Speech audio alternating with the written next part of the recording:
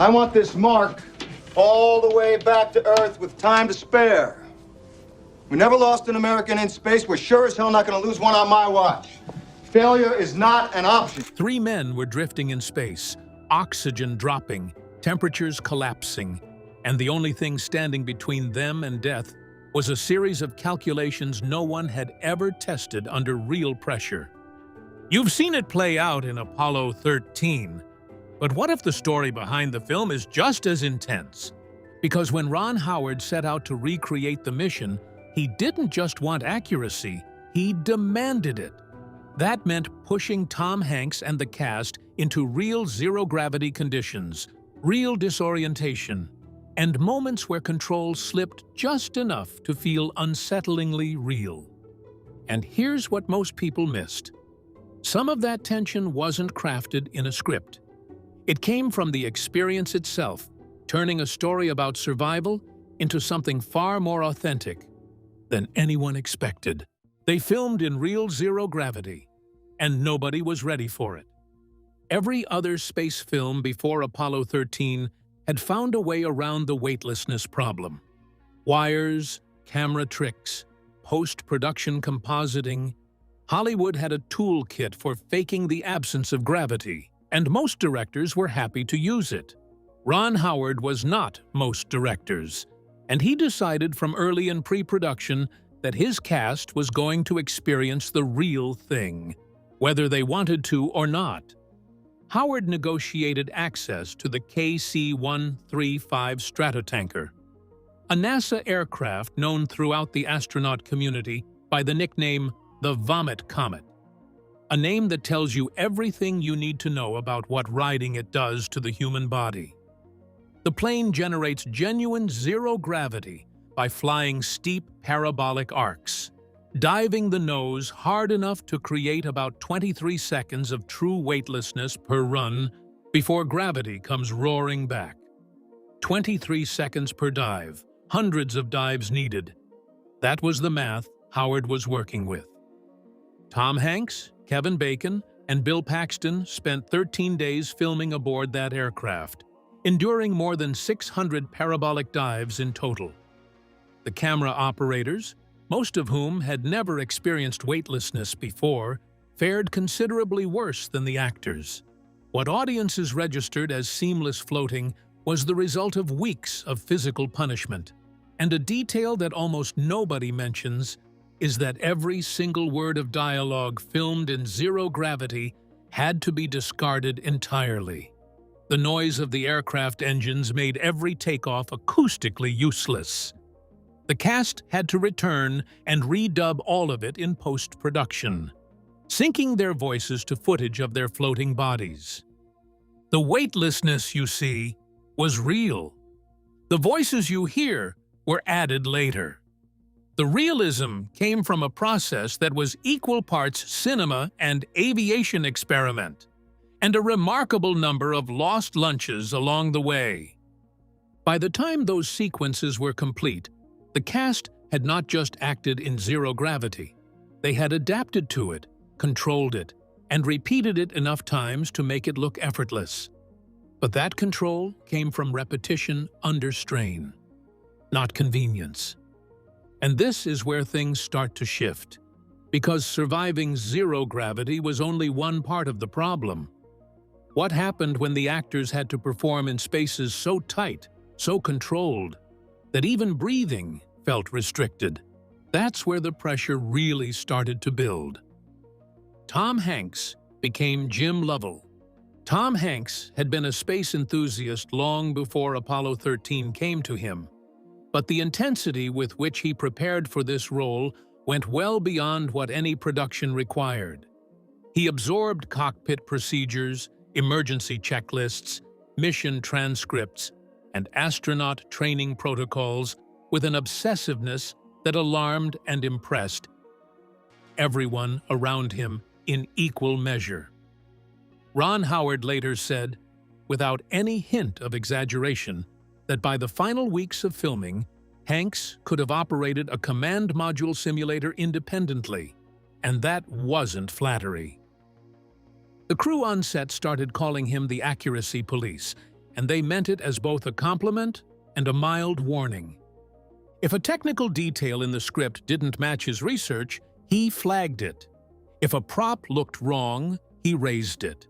If a line didn't feel true to how the real Jim Lovell actually spoke, he pushed back until it was fixed.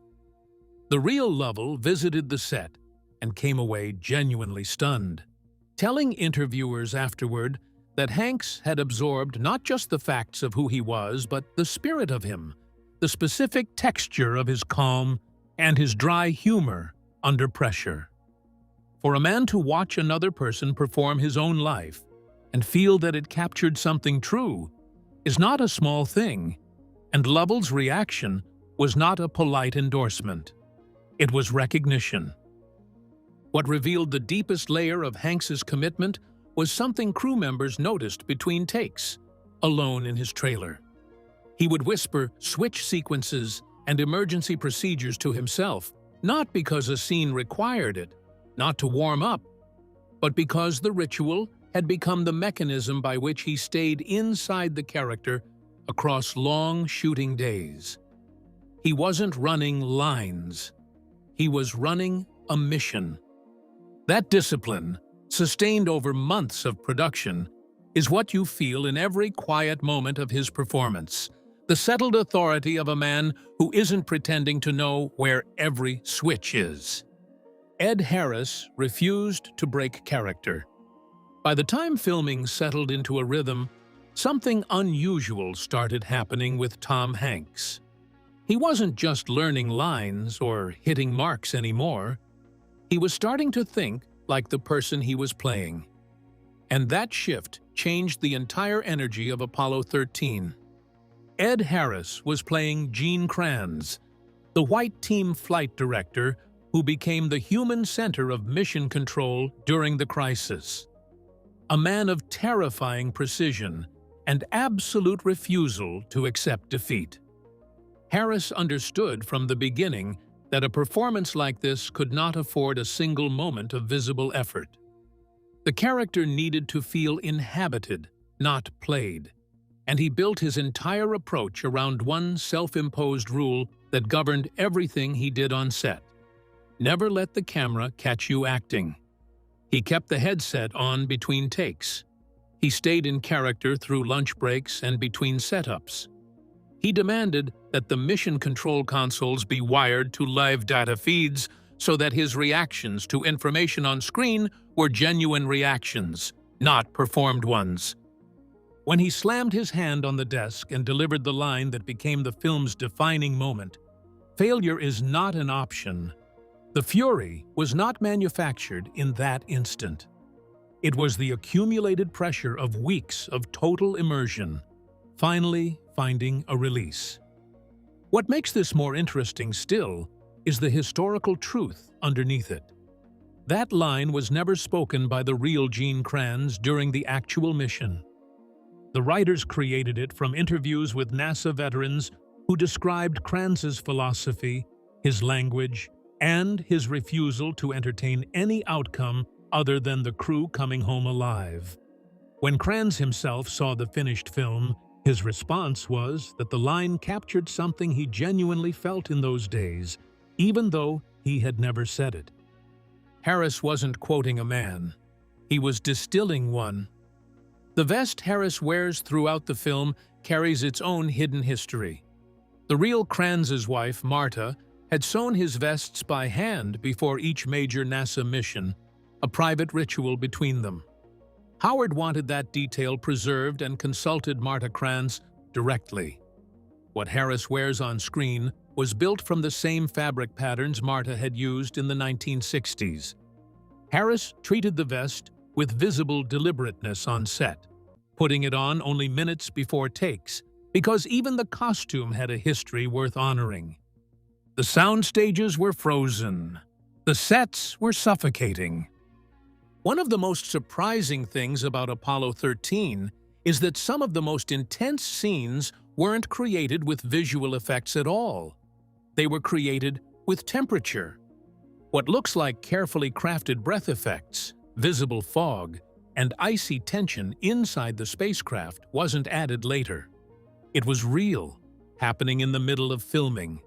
None of it was designed.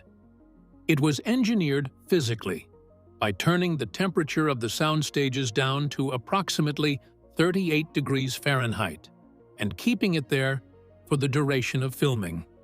The real Apollo 13 capsule had been powered down to near nothing as the crew conserved every watt of electricity for re-entry, and the cabin temperature had plummeted to genuinely dangerous lows over 4 days.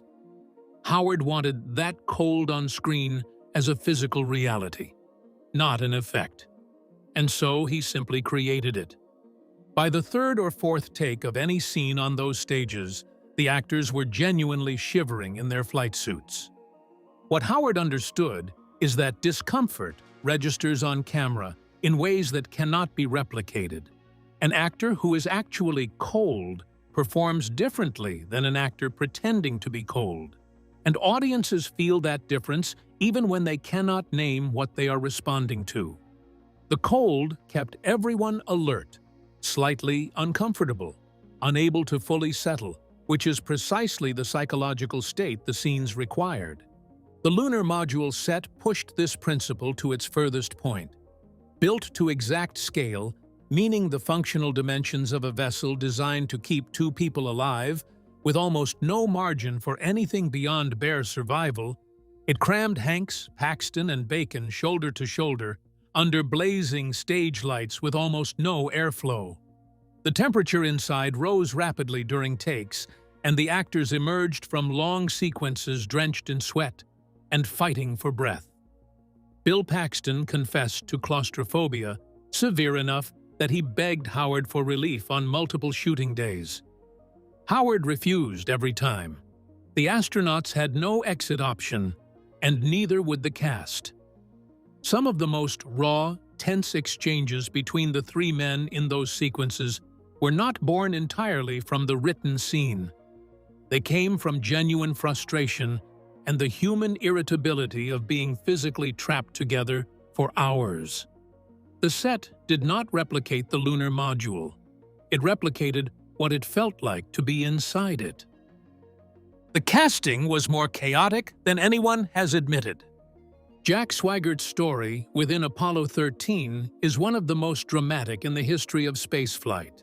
A backup astronaut inserted into the mission days before launch because the original crew member had been exposed to German measles, thrust into the most dangerous mission NASA had ever faced, with almost no time to mentally prepare.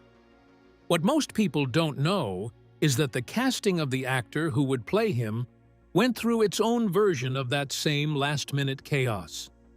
John Cusack was the frontrunner for the role of Swigert and turned it down. Kevin Bacon stepped in with weeks rather than months to prepare, leaning on the astronaut consultants already on set and borrowing from the extensive research Hanks had been building for far longer. What nobody planned was that Bacon's natural energy, slightly kinetic, a little unpredictable next to Hanks's immovable calm, turned out to be exactly right for the character. The slight off-balance quality in his performance mirrored the real situation of a man inserted into a deadly mission with no runway to prepare. But there is a suppressed controversy sitting beneath the surface of this casting story that the film has largely escaped scrutiny for. The real Jack Swigert had written the malfunction procedures for NASA command modules. He was not a passenger on that mission. He was one of the most technically accomplished people on the crew, a man with intimate knowledge of the spacecraft systems.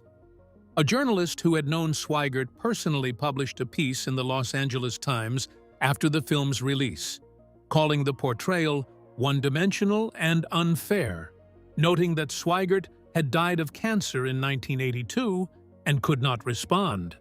The bachelor playboy framing of his character was a creative choice, not a historical one, and the real man was considerably more formidable than the film allowed Bacon to show. Great biographical dramas compress and simplify. Apollo 13 is honest about most of what it does. But this is what was sacrificed for the sake of the story's dramatic shape. and it is worth knowing. Real illness, real sacrifice, real performances. During production, Bill Paxton contracted influenza.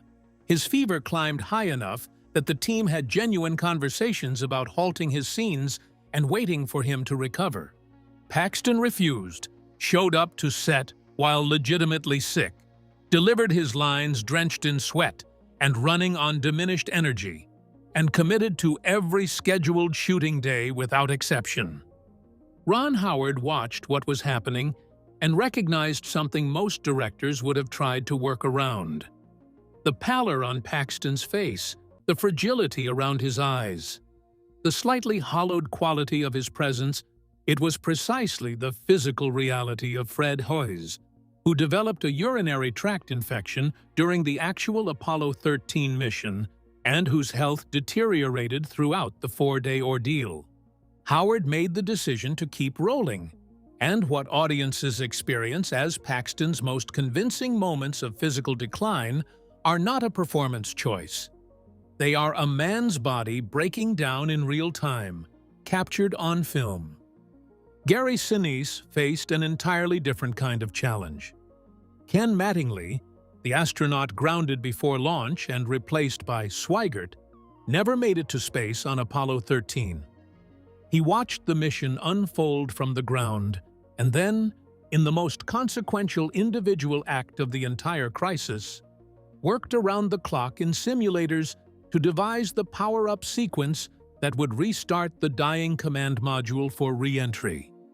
Sinise responded to this quietly heroic, earthbound role by spending weeks inside NASA simulators rehearsing those sequences until he could execute them without looking at the panels. He studied Mattingly's mannerisms, his stoicism under pressure, his economy of movement. Astronauts who visited the set during filming told Sinise he had the physical vocabulary exactly right. Off-camera, Sinise made jokes about having the most boring assignment in the film, a man sitting in a box, pressing buttons, while everyone else was in space. What those jokes obscured was the truth that his performance is load-bearing in the film's structure. His measured control against the chaos happening in orbit gives the audience something steady to hold on to during the most technically dense sequences. And without that steadiness, the climax does not work the way it does. NASA fought the film, then opened every door. Before a single frame was shot, NASA's institutional instinct was resistance. The agency had lived for decades with the public understanding that Apollo 13 had been a near catastrophe, and the prospect of a major Hollywood film revisiting that in forensic detail raised a pointed question internally. Why would they help publicize a mission that had failed to reach its objective? The fear was that the film would define Apollo 13 in the public mind as an embarrassment rather than a triumph, and the agency wanted no part of that outcome. Howard's pitch was a fundamental reframe. He argued that Apollo 13 wasn't a failure story at all. It was the most extraordinary demonstration of human problem-solving in the history of spaceflight. A team that faced cascading, unprecedented failures with no playbook and no margin for error, and improvised its way to a solution that saved 3 lives with the tools already on the spacecraft. That was not a narrative NASA should be afraid of. That was the agency at its absolute finest, and Howard understood that before the agency did. NASA eventually not only agreed, but opened its doors more widely than anyone had anticipated. Howard's crew gained access to the Johnson Space Center, to functional mission simulators that active astronauts trained on, to the physical architecture and institutional memory of the real Apollo program. The mission control set was wired with live data feeds. Consoles displayed real telemetry. Engineers who had actually worked the 1970 mission sat at those consoles during filming, ensuring every blinking light and every scrolling readout was accurate. Kevin Bacon said in interviews that during those sequences, he sometimes genuinely forgot he was not part of an actual launch team, and he was not speaking figuratively. The set worked on him the same way reality works. The details that most audiences never noticed. Ron Howard's obsession with the accuracy of Apollo 13 was not purely professional perfectionism. It went back decades to a childhood memory that shaped how he understood the entire project. As a young actor on The Andy Griffith Show, Howard had visited NASA during the Apollo era and found his way into mission control, standing in the back of that room, watching the wall of blinking lights and rows of engineers managing something incomprehensibly vast in total quiet. He never forgot what that room felt like from the vantage point of a child looking up at it. When he recreated it for the film, he positioned cameras to recreate that specific experience. The scale, the awe, the feeling of being small inside something enormous and important. The authenticity of those mission control sequences is not only technical. It is rooted in a personal memory 30 years old. Jim Lovell's presence in the film goes further than most audiences realize.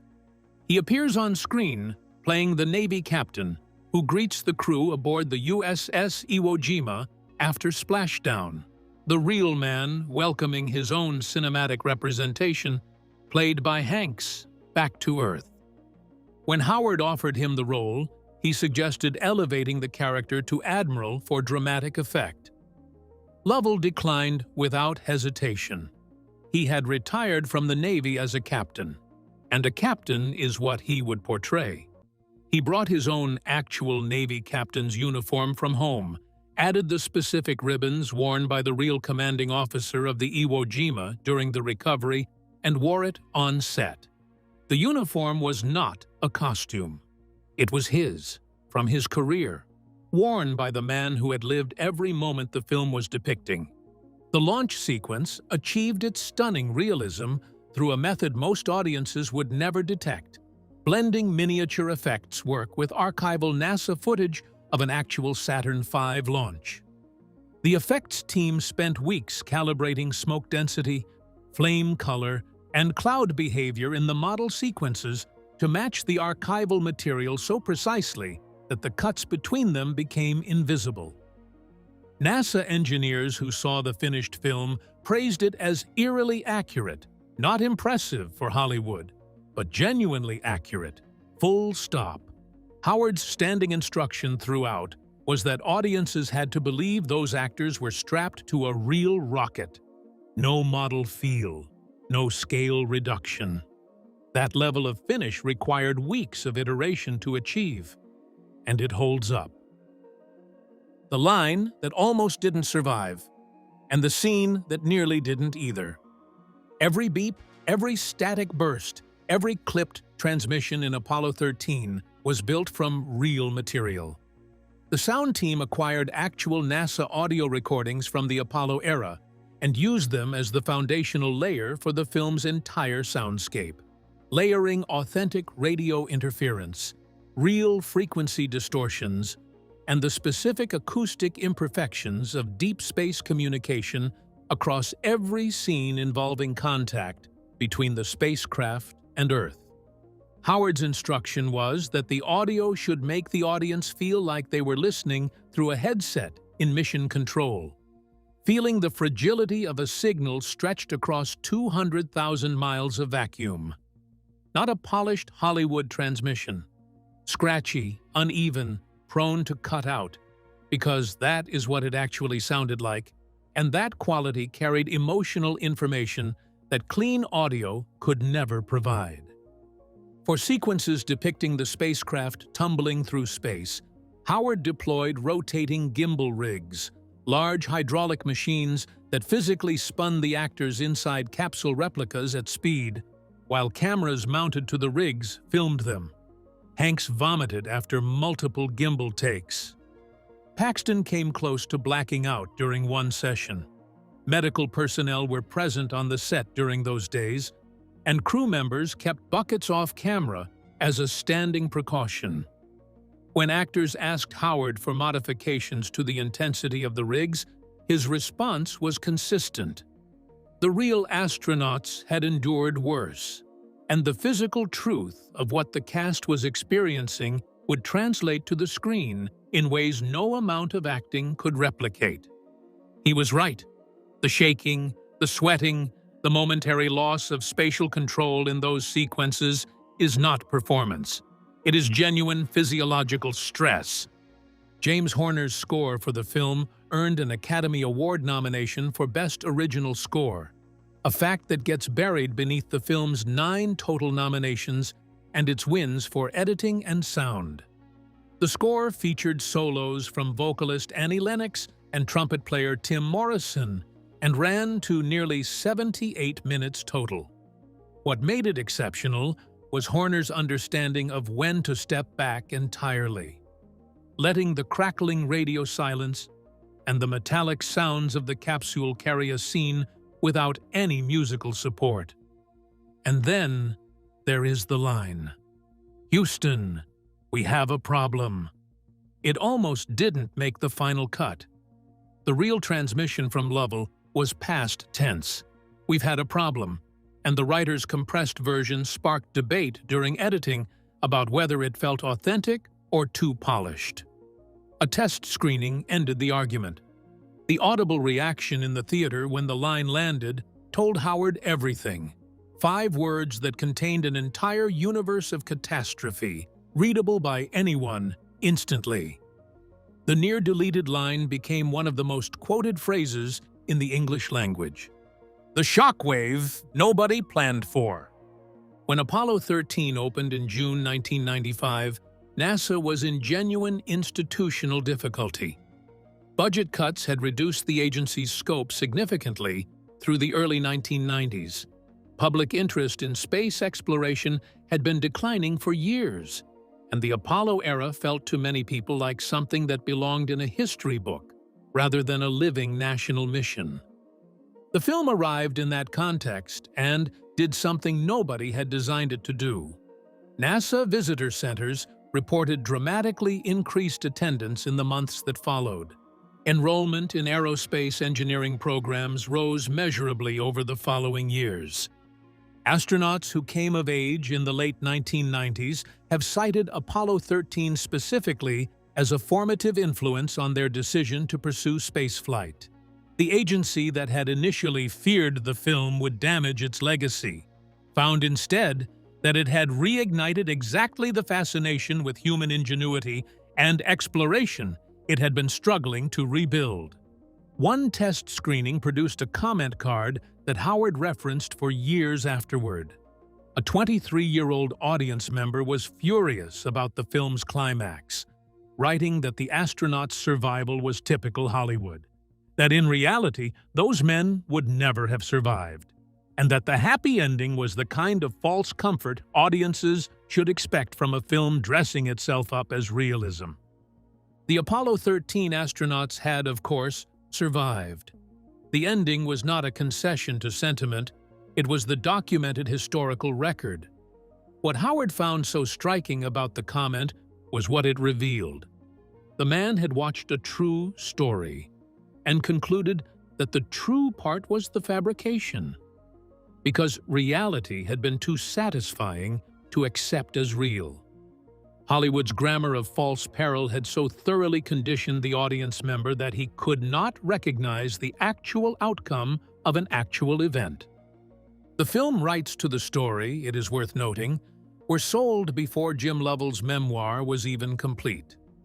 The project moved from pitch to production with unusual speed, reflecting universal confidence in the material and the influence of Steven Spielberg, who made a significant creative suggestion during development that shaped how Howard structured the film's drama, though the specifics remain vague in the public record.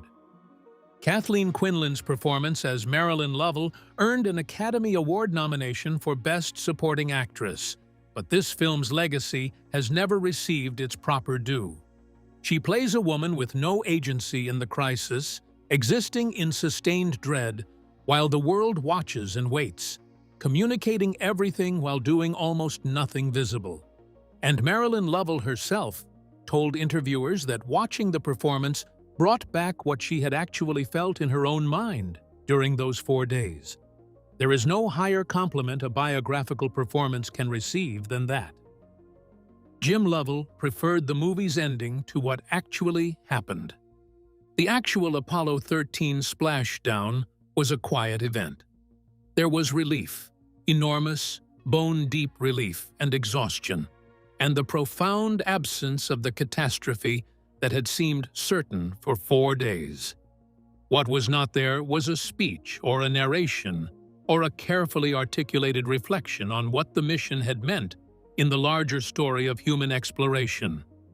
Jim Lovell came home, recovered from the Pacific, hugged his family, and was grateful to be alive. The moment was human and private, and entirely undramatic after 4 days of maximum drama. Ron Howard added a closing narration, delivered by Tom Hanks as Lovell, that gave the film an emotional epilogue it did not technically earn from the historical record. It meditates on the cost of the mission, what it proved about human capacity, and what it might mean for the future of spaceflight. It was written, constructed. A Hollywood ending was placed onto a story that, in reality, ended with relieved silence rather than eloquent reflection. When Lovell was asked about the difference between the film's ending and what actually happened, his answer has never gotten the attention it deserves. He said he preferred the movie version, not as a historical record, but as emotional truth. The narration, he felt, captured the spirit of what Apollo 13 had meant in ways that the actual splashdown hadn't had the time or the language to articulate. For a man who survived one of the most terrifying experiences in the history of human exploration, that is a remarkable thing to say about a piece of fiction. Jim Lovell passed away in August 2025 at the age of 95. In the 30 years between the film's release and his death, he remained closely associated with it, attending screenings, giving interviews, wearing his own captain's uniform on that recovery set for a scene generations of moviegoers watched without knowing who they were really looking at. The film outlasted the crisis it depicted by 25 years. It now outlasts the man himself, and the ending Howard wrote for him, the one Lovell said he preferred, is still playing somewhere every single day. And that's the side of Apollo 13 most viewers never fully see. The intense reality behind how every scene was built, performed, and approved with near NASA-level precision. From real zero-gravity filming to performances shaped by physical pressure and technical accuracy, the cast didn't just act out the story. They lived versions of it under controlled conditions. Even the smallest details were grounded in the truth of the Apollo 13 mission. If this deep dive revealed something new, make sure to like, subscribe, and stay tuned for more behind-the-scenes stories that change how films are seen forever.